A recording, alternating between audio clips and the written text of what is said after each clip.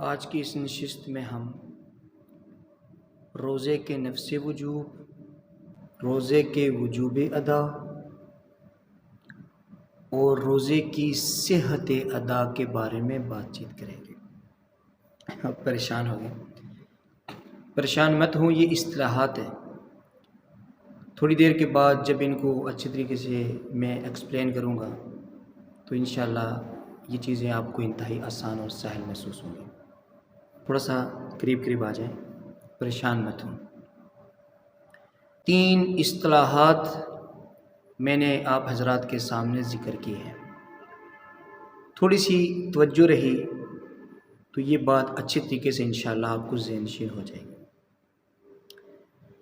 پہلی اصطلاح نفس وجوب، دوسری اصطلاح وجوب ادا اور تیسری اصطلاح صحت ادا۔ جتنے بھی اللہ تبارک و تعالیٰ کے احکامات ہیں وہ تمام کے تمام احکامات ان 3 سٹیپس سے گزر کے ہم تک پہنچتے ہیں، ہماری طرف متوجہ ہوتے ہیں۔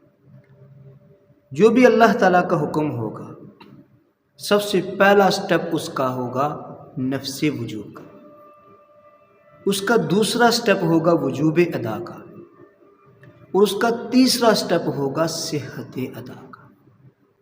اگر یہ تینوں سٹیپ اچھے طریقے سے سمجھ لیے جائیں اور اچھے طریقے سے ان کی شرائط کا خیال رکھ لیا جائے تو اس عمل کی قبولیت کے چانسز بڑھ جاتے ہیں اور بہت زیادہ چانسز ہو جاتے ہیں کہ وہ عمل ضرور قبول ہوگا۔ جتنے بھی اللہ تبارک و تعالیٰ کے احکامات ہیں وہ ان 3 سٹیپوں سے گزر کے ہم تک پہنچتے ہیں، اور 3 سٹیپوں کے بعد جب ان پر عمل کیا جاتا ہے تو درجہ قبولیت پر فائز ہونے کے چانسز بڑھ جاتے ہیں۔ تو کوئی بھی اللہ کا حکم لے لے، مثلا نماز ہے تو نماز میں سب سے پہلا سٹیپ نفس وجوب کا ہوگا، دوسرا سٹیپ وجوب ادا کا ہوگا، اور تیسرا سٹیپ وہ صحت ادا کا ہوگا۔ مثال کے طور پہ کوئی بھی نماز لے لیں، مثلا ظہر کی نماز ہے، ظہر کی نماز کا ٹائم مثال کے طور پر داخل ہو جاتا ہے 12:15 یا 12:30، مثال کے طور پہ عرض کر رہا ہوں، 12 بجے لے لیں مثال کے طور پہ۔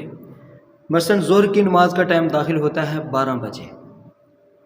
جو ہی نماز کا ٹائم داخل ہوا تو اللہ تبارک و تعالیٰ کا حکم نماز مسلمانوں کی طرف متوجہ ہو گیا، لیکن فوراً اسی لمحے، اسی منٹ اور سیکنڈ میں نماز کو ادا کرنا ضروری تو نہیں۔ اس ٹائم کے اندر اللہ تبارک و تعالیٰ نے ہمیں اختیار دیا ہے کہ عصر سے پہلے کسی ٹائم بھی ہم اگر نماز پڑھ لیں گے تو وہ نماز ادا ہو جائے گی۔ تو یہ جو پورا ٹائم تھا، اس پورے ٹائم کے اندر نماز پڑھنے کا ہمیں اختیار ہے، نماز ادا کرنے کا اختیار ہے۔ تو یہ جو ٹائم کے داخل ہونے سے حکم ہم پر واجب ہوا، ہم پر ضروری ہوا، ہم پر فرض ہوا، اس کو کہا جائے گا یہ نماز کا نفس وجوب ہے، کہ جو ہی ٹائم داخل ہو تو بہتر یہ ہے اسی ٹائم میں، اسی مرحلے میں پڑھ لیا جائے۔ لیکن اگر اس میں نہیں پڑھیں گے تو یہ وجوب اگلے لمحے میں منتقل ہوگا، پھر اگلے لمحے میں منتقل ہوگا۔ یہ آگے بڑھتے بڑھتے وہ جو آخری 5 منٹ رہ جائیں گے کہ جن 5 منٹ کے گزرنے کے بعد ظہر کی نماز کا وقت ختم ہو جائے گا اور عصر کا ٹائم شروع ہو جائے گا۔ تو یہ سٹیپ بائی سٹیپ جو یہ ٹائم داخل ہوا، حکم ہماری طرف متوجہ ہوا، نفس وجوب ہو گیا، صرف واجب ہو گیا ہم پر۔ بہتر تھا پہلے مرحلے میں پڑھتے، پہلے لمحے میں نہیں پڑھا تو دوسرے لمحے میں پڑھے، تیسرے لمحے میں پڑھے، چوتھے لمحے میں پڑھے، پہلے گھنٹے میں نہیں پڑھی نماز تو دوسرے گھنٹے میں پڑھ لیں، تیسرے گھنٹے میں پڑھ لیں۔ لیکن آگے بڑھتے بڑھتے جب ظہر کی نماز کے فل ٹائم میں سے صرف 5 منٹ باقی رہ جائیں تو یہ جو 5 منٹ کا وقت ہوگا کہ اگر یہ گزر جائیں گے تو ظہر کی نماز کا وقت ہی ختم ہو جائے گا۔ تو ان 5 منٹوں کے اندر ظہر کی نماز پڑھنا ہم سب پر واجب ہو جائے گا۔ کیوں؟ اس لیے کہ اگر اس ٹائم میں بھی ہم نہیں پڑھیں گے تو ظہر کی نماز قضا ہو جائے گی۔ تو پہلے جو ہماری طرف نماز کا حکم متوجہ ہوا تھا وہ صرف واجب ہوا تھا، صرف فرض ہوا تھا، صرف پڑھنا ضروری ہوا تھا، لیکن فوراً اسی لمحے پڑھنا ضروری نہیں تھا۔ لیکن جو آخری 5 منٹ آئے تو ان 5 منٹوں میں فوری طور پر اس نماز کو ادا کرنا بھی ضروری ہو گیا۔ تو جب پہلے متوجہ ہوا تو نفس وجوب تھا، اور جب فوراً ادا کرنا ضروری ہو گیا تو وہ وجوب ادا تھا۔ اور تیسرے نمبر پر جو تیسرا سٹیپ آتا ہے وہ ہے صحت ادا، کہ اب ہم نے نماز تو پڑھنی ہے، لیکن نماز اگر سیکھ کر پڑھیں گے، نماز کے فرائض سیکھیں گے، واجبات سیکھیں گے، سنن سیکھیں گے، مستحبات سیکھیں گے، مکروہات سیکھیں گے، مفسدات سیکھیں گے، نماز کی ظاہری حالات، ظاہری صفات سیکھیں گے، نماز کی باطنی صفات سیکھیں گے، خشوع خضوع سیکھیں گے، تو اس کے بعد ہم نماز پڑھیں گے تو نماز اچھے طریقے سے آداب کے ساتھ جب نماز ادا ہوگی تو اس کو کہا جائے گا صحت ادا، کہ نماز کو ہم نے صحیح طریقے سے، اچھے طریقے سے سیکھ کر ادا کر لیا۔ اور اگر نماز کو اچھے طریقے سے ادا نہیں کریں گے تو وہ نماز صحیح طریقے سے ادا نہیں ہوگی، صحت ادا نہیں ہوگی۔ تو نماز پڑھنا بھی ضروری ہے اور صحیح پڑھنا بھی ضروری ہے، جیسا کہ حدیث پاک میں آتا ہے، اللہ کے نبی صلی اللہ علیہ وسلم نے فرمایا کتنے ہی لوگ نماز پڑھتے ہیں اور ان کی نماز سر سے اوپر نہیں جاتی۔ ایک حدیث میں آتا ہے کہ بعض لوگوں کی نماز پرانے کپڑے میں لپیٹ کر ان کے منہ پر مار دی جاتی ہے۔ کیوں؟ اس لیے کہ اس میں تیسرا جو سٹیپ ہے صحت ادا، یہ نہیں پایا جاتا۔ صحیح طریقے سے سیکھ کر اس کے آداب کی رعایت رکھتے ہوئے اس کے تقاضوں کو پورا کر کے ادا نہیں کیا جاتا۔ تو اب امید ہے آپ اچھے طریقے سے سمجھ گئے ہوں گے کہ کوئی بھی حکم ہماری طرف متوجہ ہوتا ہے اس کے 3 سٹیپ ہوتے ہیں۔ ان 3 سٹیپوں سے گزر کر جب وہ عمل کیا جاتا ہے، اس کے آداب کا اہتمام کیا جاتا ہے، رعایت کی جاتی ہے، تو درجہ قبولیت پر پہنچنے کے، فائز ہونے کے چانسز بڑھ جاتے ہیں۔ ایک اور مثال آپ کے سمجھانے کے لیے، مثلا میں نے آپ سے 1000 روپیہ قرض لیا اور میں نے آپ کو کہا کہ 10 دن کی مہلت ہے، 10 دن کے لیے مجھے آپ 1000 روپیہ قرض دے دیں۔ اب میں نے جب آپ سے قرض لیا 10 دنوں کے لیے، تو قرض لینے سے ہی میرے اوپر قرض واپس لوٹانا واجب ہو گیا، قرض واپس چکانے کا نفس وجوب لیتے ہی ہو گیا۔ یہ ہوتا ہے نفس وجوب، کہ جو ہی ہم نے یہ معاملہ کیا تو میرے اوپر قرض ادا کرنا واجب ہو گیا، لیکن فوری طور پر ادا کرنا ضروری تو نہیں ہے، 10 دنوں کا ٹائم ہے۔ لیکن جب 10 دن پورے ہوں گے، آپ مجھے کال کریں گے تو وہ وجوب ادا ہو جائے گا، اس ٹائم ادا کرنا واجب ہو جائے گا۔ اور تیسرے سٹیپ پہ میں نے 1000 روپیہ لیا ہے تو وہی 1000 روپیہ واپس آپ کے حوالے کرنا اچھے طریقے سے، پیار اور محبت سے، یہ صحت ادا ہوگا۔ ایسا نہ ہو کہ 10 دن گزرنے کے بعد آپ کہیں میرا قرضہ دو، میں کہوں چلو جی آج 5 روپے لے لیں، چلے جی میں نہیں دیتا، تو اب وہ صحت ادا نہیں ہوگا۔ اگر پھر میں خراب کرنا شروع کر دوں گا تو وہ صحت ادا نہیں ہوگا۔ ہم نے نماز کی بات کی، ہم نے قرض کی مثال دی، اصل ٹاپک کی طرف آتے ہیں۔ اب اللہ تعالیٰ کا اہم حکم روزہ ہماری طرف متوجہ ہے، تو روزے کے اندر بھی یہی 3 سٹیپ ہیں۔ سب سے پہلے روزے کا نفس وجوب، روزے کا وجوب ادا، اور تیسرے نمبر پر روزے کی صحت ادا۔ تو سب سے پہلے روزے کا نفس وجوب کیسے ہوتا ہے؟ تو روزے کے نفس وجوب کا سبب رمضان کے مہینے کا پایا جانا۔ جو ہی رمضان کا مہینہ آتا ہے تو رمضان کا مہینہ آتے ہی رمضان کا نفس وجوب ہو جاتا ہے، یہ حکم روزہ رکھنے کا سارے کے سارے مسلمانوں کی طرف متوجہ ہو جاتا ہے۔ لیکن رات کو چاند نظر آتا ہے تو فوری طور پر رات کو ہی روزہ رکھنا ضروری تو نہیں ہوتا، تو نفس وجوب ہو گیا، لیکن فوری طور پر اسی ٹائم روزہ رکھنا، روزے کو ادا کرنا، یہ ضروری نہیں ہوا۔ لیکن جو ہی چاند نظر آیا، مہینہ شروع ہوا، تو نفس وجوب ہو گیا۔ لیکن اب جب صبح رات ختم ہوگی اور دن طلوع ہوگا، مثلا صبح صادق کے ٹائم رات ختم ہوتی ہے اور دن شروع ہوتا ہے، تو چونکہ یہ جو روزوں کا حکم ہے، روزوں کی عبادت ہے، یہ پورا دن روزہ رکھنے کا حکم دیا گیا۔ یہ عبادت پورے دن کی ہے، کہ دن سٹارٹ ہو عبادت سٹارٹ ہو، دن ختم ہو تو عبادت ختم ہوگی، شروع دن سے آخر دن تک، صبح سے لے کر شام تک، چونکہ پورا دن عبادت ہے، پورا دن روزہ رکھنے کا حکم ہے، اس لیے جب صبح دن طلوع ہوگا تو یہ وجوب ادا کا ٹائم ہوگا۔ ہر دن کا آنا یہ وجوب ادا کا سبب ہے، تو ہر دن آئے گا روزہ رکھ لیا جائے گا۔ وجوب ادا ہر دن آئے گا تو وجوب ادا روزہ رکھنے کا ہم سے مطالبہ کر لیا جائے گا، تو روزہ رکھنا ضروری ہو جائے گا، اور جو ہی دن ختم ہوگا تو روزہ افطار کر لیا جائے گا۔ تو مہینے کا آنا، چاند کا نظر آنا یہ نفس وجوب کا سبب ہے، اور ہر دن کا آنا یہ وجوب ادا کا سبب ہے۔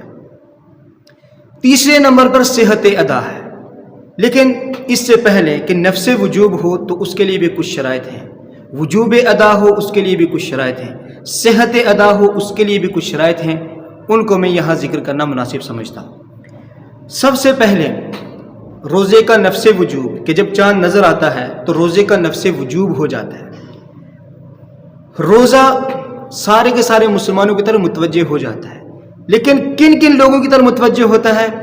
جن کے اندر چند شرائط پائی جائیں، جن میں چند شرائط پائی جائیں گی تو یہ روزہ ان کی طرف متوجہ ہو جائے گا، ان پر نفس وجوب ہو جائے گا۔ مثلا 4 شرطیں ہیں۔ سب سے پہلے مسلمان ہونا، اگر مسلمان نہیں تو غیر مسلم پر نفس وجوب بھی نہیں ہوگا۔ نمبر 2 عاقل ہونا، اگر مجنون ہے، پاگل ہے، دیوانہ ہے، اس پر نفس وجوب بھی نہیں۔ نمبر 3 بالغ ہونا، نابالغ کے اوپر نفس وجوب بھی نہیں۔ اور نمبر 4 دارالاسلام میں ہونا، ایسے ملک میں ہونا جہاں کا دارالخلافہ مسلمانوں کے انڈر ہو، اس کو دارالاسلام کہا جاتا ہے، اور جس ملک کا دارالخلافہ وہ کفار کے انڈر ہو تو اس کو دارالحرب کہا جاتا ہے۔ تو چوتھی شرط ہے دارالاسلام میں ہونا، اگرچہ روزوں کے مسائل سے واقف نہ ہو، اگرچہ روزوں کی فرضیت کا علم نہ ہو، لیکن دارالاسلام میں رہنا یہی رمضان کی فرضیت کے لیے کافی ہے۔ اور اگر دارالحرب میں رہ رہا ہے، اسے رمضان کی فرضیت کا علم ہے، تو یہ اس پر بھی نفس وجوب ہو جائے گا۔ اگر اس کو رمضان کی فرضیت کا علم نہیں تو اس پر رمضان کی فرضیت کا اطلاق نہیں ہوگا۔ یہ شرائط تھیں نفس وجوب کی۔ اب جب صبح دن آئے گا، دن کے آنے سے وجوب ادا ہوتا ہے، دن کا آنا وجوب ادا کا سبب ہے، تو اس کے لیے بھی کچھ شرائط ہیں۔ وجوب ادا کے لیے بھی چند شرائط ہیں۔ تو 2 شرطیں ہیں، اگر یہ 2 شرطیں پائی جائیں گی تو وجوب ادا بھی لاگو ہوگا، روزے کو ادا کرنا بھی واجب ہو جائے گا۔ اگر یہ 2 شرطیں نہیں پائی جائیں گی تو روزے کو ادا کرنا واجب نہیں ہوگا، اس کی ادائیگی واجب نہیں ہوگی۔ وہ دونوں شرطیں کون سی ہیں؟ نمبر 1 الصحہ، صحتیاب ہونا، تندرست ہونا۔ کس چیز سے؟ مرض سے، معذوری سے۔ ایسا مرض نہ ہو، ایسی معذوری نہ ہو کہ جو روزے میں رکاوٹ بن سکے۔ مثلا اگر روزہ رکھے گا تو مرض بڑھ سکتا ہے، روزہ رکھے گا تو جان کے جانے کا خدشہ ہے، تو ایسا مرض اگر ہے تو ایسے شخص پر روزے کا وجوب ادا نہیں ہوگا، روزے کو ادا کرنا واجب نہیں ہوگا۔ اور اسی طرح اگر عورتیں ہیں تو ان کے مخصوص ایام چل رہے ہیں، مثلا ماہواری خون آیا ہوا ہے جس کو حیض کہا جاتا ہے، حیض آیا ہے، ماہواری خون جس کو کہتے ہیں، یا پھر نفاس کا خون ہے، ولادت کا خون۔ تو چونکہ یہ جو ایام ہوتے ہیں، ان ایام میں عورتوں پر اللہ تعالیٰ کی مہربانی اور کرم نوازی یہ ہے کہ عورتوں کو رخصت دے دی جاتی ہے نماز کے اندر، روزے کے اندر، احکامات میں، لیکن نماز کے اندر زیادہ ہی رخصت ہے کہ اس کی قضا بھی ان پر نہیں آتی، لیکن روزوں میں یہ ہے کہ نفس وجوب تو ہو جاتا ہے، وجوب ادا نہیں کر سکتی، فوراً روزے کو رمضان کے اندر ادا نہیں کر سکتی، لیکن بعد میں قضا کرے گی۔ تو پہلی شرط صحتیاب ہونا، بیماری سے، معذوری سے، حیض اور نفاس سے، اور دوسری شرط مقیم ہو، مسافر نہ ہو۔ یہ 2 شرطیں پائی جائیں گی تو وجوب ادا بھی ہماری طرف متوجہ ہو جائے گا۔ تیسری شرط صحت ادا، اس کے لیے بھی 3 شرطیں ہیں۔ سب سے پہلی شرط نیت کرنا۔ روزے کے اندر نیت کرنا ضروری ہے۔ اگر نیت نہیں کریں گے، بغیر نیت کے سارا دن بھوکا رہیں گے، روزہ نہیں ہوگا۔ سارا مہینہ بھوکا رہے، روزہ نہیں ہوگا۔ سارا سال بھی اگر بھوکے رہیں گے، روزہ نہیں ہوگا۔ تو سب سے پہلی شرط نیت کرنا۔ نیت کرنے سے روزے کی ادائیگی صحیح ہو جائے گی۔ نمبر 2، نفس وجوب بھی ہو گیا، وجوب ادا بھی ہو گیا، ادائیگی بھی ضروری ہے، لیکن کچھ مرض ایسے ہیں کہ جو رکاوٹ بن جاتے ہیں۔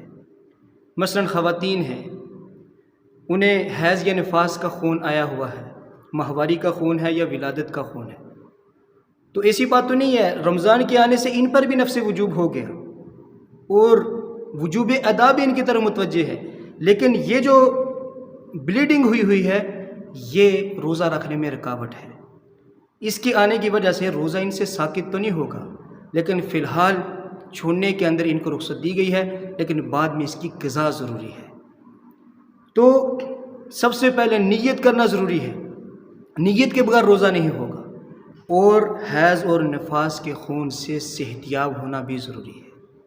حیض اور نفاس کی حالت میں روزہ صحیح نہیں ہوگا، روزے کی ادائیگی صحیح نہیں ہوگی۔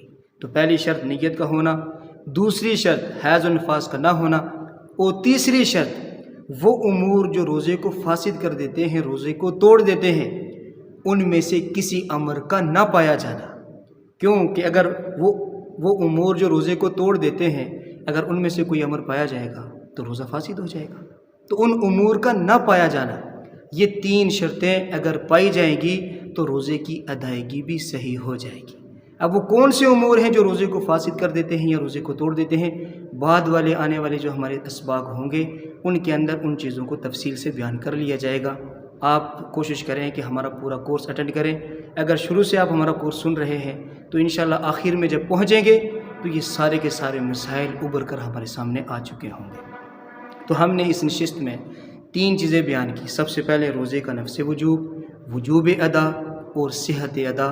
نفس وجوب کی شرائط کیا تھی وہ بتا دیں، وجوب ادا کی شرائط کیا تھی وہ بتا دیں، اور آخر میں صحت ادا کی جو شرائط تھی وہ بتا دیں۔ اللہ تعالیٰ سمجھ کر عمل کرنے کی توفیق عطا فرمائے۔